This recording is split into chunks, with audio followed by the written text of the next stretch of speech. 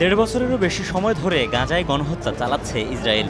সাধারণ মানুষের উপর ব্যবহার করছে বিধ্বংসী যুদ্ধাস্ত্র। এর মধ্যে রয়েছে যুক্তরাজ্যের তৈরি যুদ্ধবিমান F-35। এটি বিশ্বের সবচেয়ে উন্নত ভয়ঙ্কর যুদ্ধবিমানগুলোর একটি।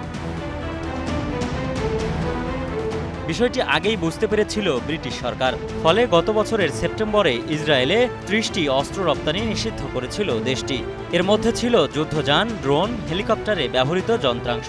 কিন্তু ৯ মাসের মাথায় নিজেদের সেই নিষেধাজ্ঞাকেই এখন পাশ কাটাচ্ছে যুক্তরাজ্য। ইসরায়েলের গণহত্যার সহযোগী হিসেবে রপ্তানি করছে F-35 যুদ্ধবিমানের সরঞ্জাম।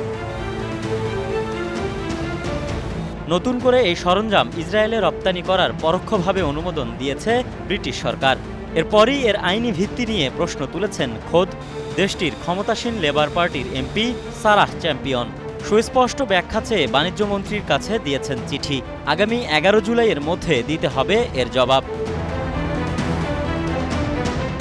এই আইন প্রণেতার প্রশ্ন, এসব যন্ত্রাংশ যদি গাজার মানবিক সহায়তা কর্মী বা হাসপাতালের ওপর হামলায় ব্যবহার হয় তবে এর দায় কে নেবে? তার স্পষ্ট কথা, আইনের শাসন আর মানবাধিকার রক্ষার কথা যদি বলা হয় তাহলে নিজেদেরকেই তা আগে মানতে হবে।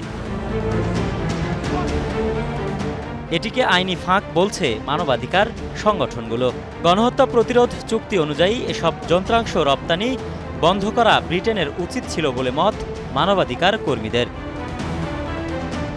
এ K M Suman, star news.